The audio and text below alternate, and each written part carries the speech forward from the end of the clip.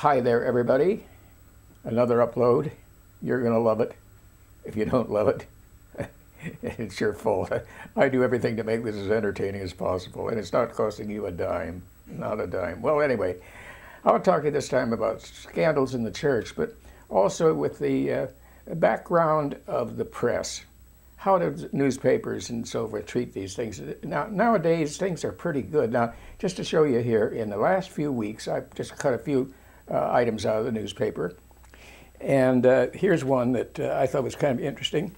It comes from Oregon. And let me put the background of the thing here. It's a small town called Woodburn, Oregon. And there was here a lad. He's running down the street. He's absolutely terrified. And there's a couple out in their front lawn, and they see him running by. And he runs up to them and said, "Protect me, don't let him take me back, don't let him take me back." Of course, they're very mystified by this.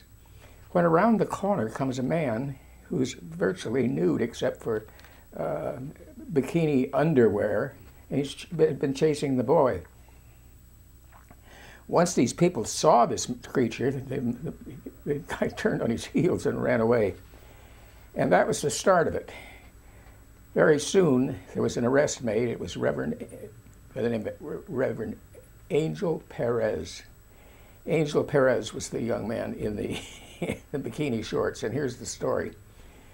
It seems that the young lad's parents said it'd be okay for him to sleep over with Father Perez. God, the parents, can you imagine such trust and faith? Who in their right mind would allow a kid that age to sleep over with a Catholic priest? It's utterly demented. They should take the child away from the parents if they're so brainwashed. And my God, to trust a Catholic priest in the modern day is just, it just doesn't make any sense. So what happens, of course, the kid and the father, they're watching a movie, then the Father Perez gets the boy to drink some beer. The kid goes to sleep, and when he wakes up, his pants have been pulled down. And here is Father Perez, and he's holding the kid's genitals in one hand and taking a picture with an iPhone in the other. And it's at that point that the kid bolted and ran, and that's what the story was all about. Father Perez is now under arrest for assaulting a minor for sexual purposes and feeding booze to a kid, and he also DUI. I don't know, maybe he tried to escape or something like that. They got a DUI on the guy. This was carried by the newspapers in the news sections, which I found years ago this would not have happened. They would not have touched it. Another one is a very strange one, and this one I even saved the original articles. I thought you might enjoy seeing a picture of this chap. This is Monsignor. Hey, we're really high class now, folks. We're not dealing with just an ordinary parish priest. Oh, no. We're dealing with a Monsignor. That's a Monsignor. It's French for my Lord. Monsignor. Oh, through the nose, folks. Through the nose, Monsignor. Okay? Here he is. This is Monsignor Kevin Wallen. He is under arrest, and are you ready for this? Distribution of methamphetamines. He's a meth dealer. He's been on leave from his ministry, so he's sort of been on his own. And he's a guy about 61 years old. I think he must be a wacko. When he was arrested, they found various things that were very strange about him. One thing they said he was a cross-dresser.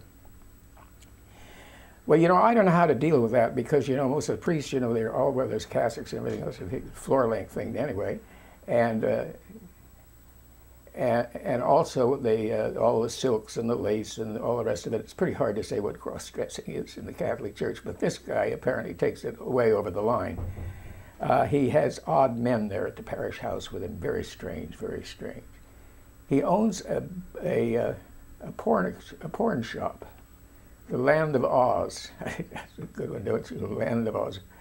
Presumably, he owns it for the purpose of laundering money that he's making from the sale of methamphetamines. And it said on his arrest, they found all sorts of bizarre sex toys, which well, that excites some curiosity. I mean, you know, some of them are bizarre to begin with, but I mean, a Monsignor with these things, you know, what in the world has he got here? Maybe he's got an inflatable hippopotamus or something like that for the people that like fleshy stuff, or telephone poles for the size queens, and then maybe what else? Maybe a porcupine, you know, kind of a domesticated porcupine. It's a bed companion, you know, for really bloody encounters. All kinds of sex toys you could imagine. Monsignor, not the ordinary priest, a Monsignor, very special sex toys. He's going to go to the slammer, that's for damn sure, and the church isn't going to do much for him, can't do much for him, really. Covered in the paper, in the news section. Now, yet another thing, and I won't bother having Ski, our videographer, coming in on this, no point to it really. This is a picture of Cardinal Mahoney. It's a little tiny picture, which is, I think, more or less a metaphor for his conscience and his soul, which is very small. He is the one that built this enormous cathedral in Los Angeles, but at any rate, after all these years, he's coughed up all the papers having to do with they're hiding these pedophile priests. And now that the statute of limitations is over on these things, and then also the people have been paid off, and it's quiet now. Now, after all these years, they've released the papers when no one is really paying much attention. But he tells us, this man of conscience, he says that he is keenly aware of the harm that was done. And he has these 3x5 cards. And when he says Mass, he goes through those cards and thinks about all the people that were harmed. Can you just imagine how he's doing? Hail Mary, full of grace,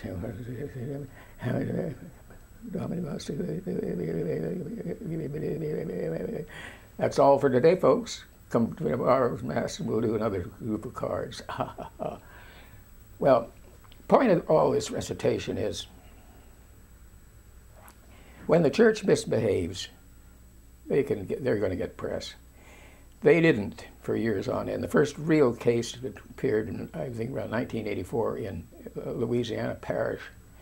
A boy had been raped by a priest, and he was in the hospital with anal bleeding. This led to a lawsuit involving 6 other families came forth. It was involving this one priest. And the church tried to pay them off, was willing to pay them, and the insurers were willing to go along with this for $20 million. They wanted this kept quiet. Well, one of the families wouldn't go along with the settlement and sued in open court. Even so, the parish tried to keep the thing under wraps, but it somehow, there was a small paper there, and it was called Acadiana Times, it was called. They picked up the story, and the weekend came along, and the Associated Press, it was a slow news day, I guess. Associated Press picked up the item. It went all over the United States about the cover-up. And from that point on, the press finally found out where their genitals were. They had balls sufficient enough that now they were willing to cover these stories. But it was pretty slow going at first. I can remember, just to give you an example, one of the worst was the Chicago Tribune. They wouldn't touch it.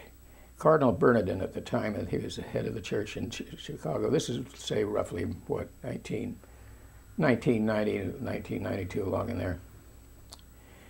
He was presiding over a mass of pedophile priests. He was just moving them around. Wherever they went, they'd molest, and the parents were up in arms. And Chicago Tribune, they knew about it. But there was another paper in town. It was called the Chicago Sun-Times, which is interesting. You know, that's the newspaper that Roger Ebert writes for. Many of you may know him. He's a motion picture critic, probably one of the most prominent in the United States.